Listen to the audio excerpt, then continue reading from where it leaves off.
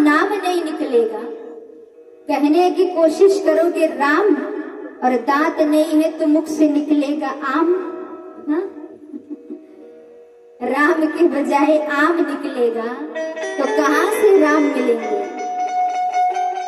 राम का नाम लेना है तो सर्वश्रेष्ठ भक्ति बाल्यापन की होती है। बाल्यापन की जो भक्ति होती है अधखिले फूल के समान होती है। जैसे इस फूल को देख रहे हो, अभी क्या है, जब ये कली थी तो भगवान के चरणों में कोई नहीं ले जाता, इंतजार करता है कि ये कली खिल जाए और बड़े ही आसानी से परमात्मा तक पहुंचता है। ठीक उसी प्रकार से बाल्यापन की भक्ति अधखिले फूल के समान होता है।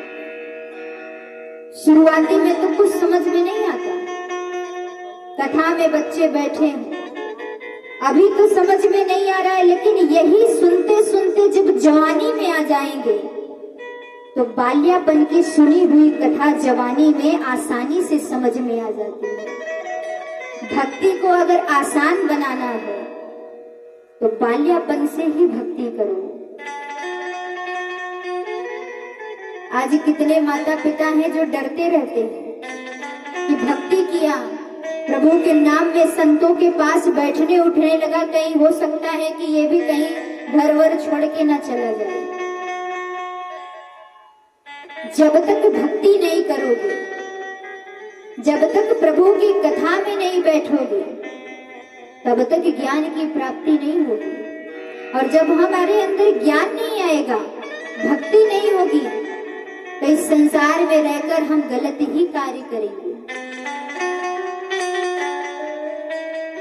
आज हम गलत कार्य करने के लिए दौड़ लगाते हैं, पैसे कमाने के लिए भाग रहे हैं, लेकिन कहीं भगवान की कथा हो रही है तो घर से निकलने में बड़ा सोचना पड़ता है। ये जो कथा आज आपको मिल रही है, यही कथा आपके जीवन में जैसे जैसे कार्य कर तो रहे हो, लेकिन कौन सा कार्य हमें करना चाहिए कौन सा नहीं, ये हमें ज्ञात नहीं होता। सत्य असत्य क्या है उसकी पहचान ये भागवत ही सिखाती है। जीवन में हम सब कुछ कर रहे हैं लेकिन मार्ग नहीं पता है, कोई गुरु नहीं है, कोई संत नहीं है, तो कथा अगर आप सुनोगे तो गृहस्थी सुंदर बन जाएगी। सुंदर गृहस्थी और सुंदर अगर परिवार चाहिए, कहते हैं इस कलयुग में एक ही रास्ता है प्रभु तक पहुंचने का। कौन सा? कि कलयुग केवल नाम आधार।